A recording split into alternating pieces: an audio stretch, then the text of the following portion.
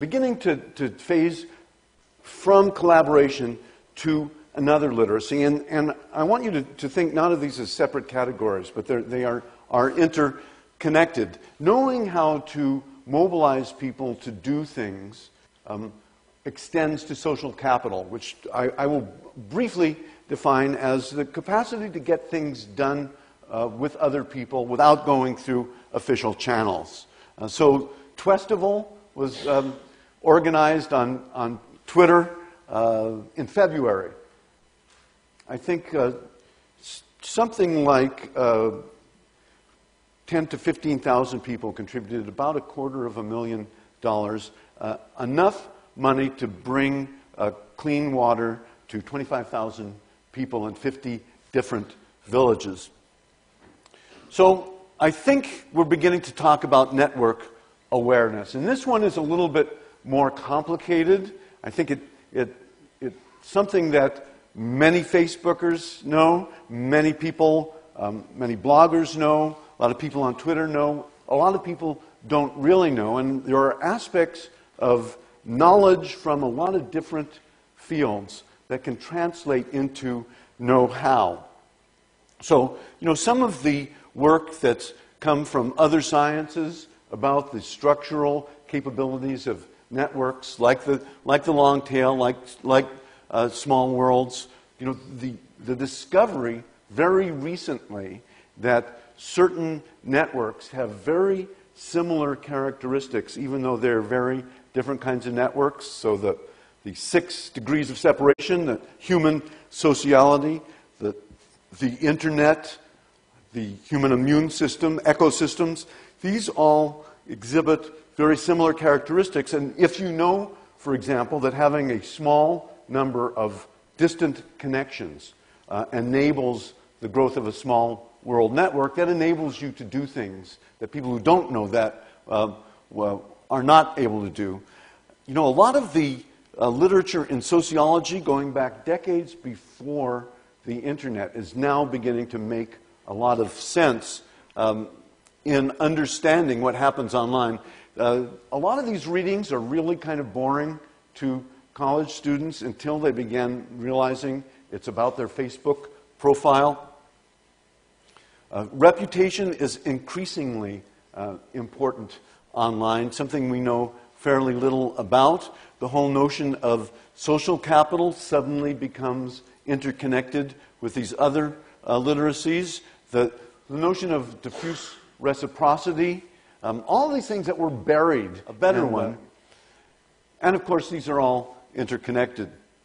And increasingly, educators who want to incorporate not only the tools, but the methods that are emerging from life online into their teaching, into pedagogy, are talking about personal learning networks. So to go all the way back to my daughter trying to figure out what's real and what's not online, I told her, if you find people, whether you know them or not, who you can trust to be an authority on something or other, add them to your personal network. Consult them personally, consult what they've written, consult their opinion about that subject.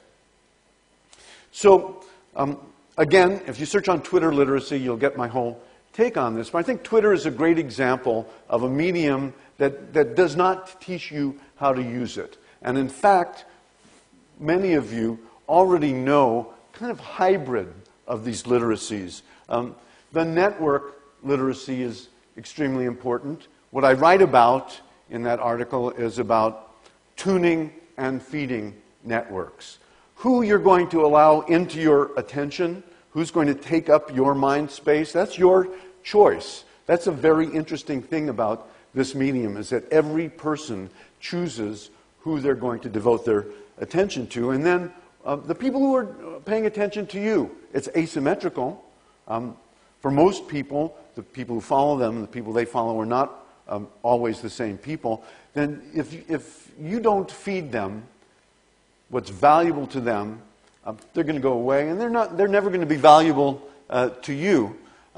Participation, clearly, you've got to know not only how not to be boring, but how to be useful if this medium is going to be useful to you all at all. And attention. So when I assign my students to set up an RSS reader or to set up a Twitter account, they panic. How am I going to keep up with this overwhelming flood of information?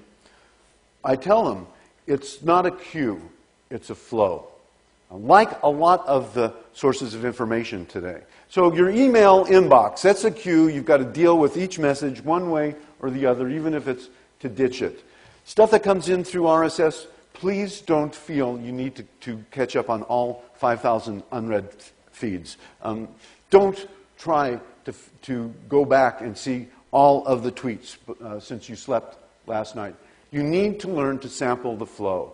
So there's an attention, whether you are conscious of it or not.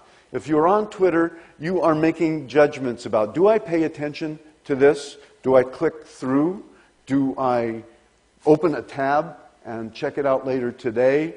Do I bookmark it because I might be interested in the future? So that's almost like what a triage nurse does when people come in to a hospital, decides very quickly which ones are going to die no matter what we do, which ones are going to live no matter what we do.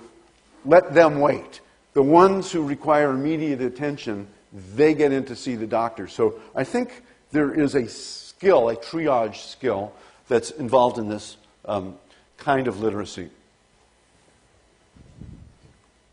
So connecting the literacies that you're exposed to simply by being alive in the 21st century with the kind of information in texts, the kind of things that teachers teach in school, that is, I think, a legitimate role for teachers today.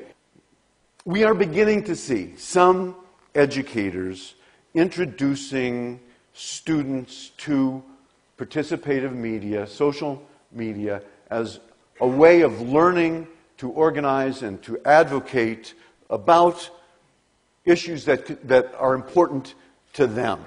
This picture is my idea of exactly how not to go about it. It reminded me when I saw it of my daughter's first day at school. She really loves learning. She really loved preschool. She was so looking forward to her first day at big school. She came home. The look on her face was heartbreaking. I said, honey, what could possibly be the matter? And she said, Daddy, they make you sit in your desk all day long, and the desks are all in a row, and then they ring bells at you.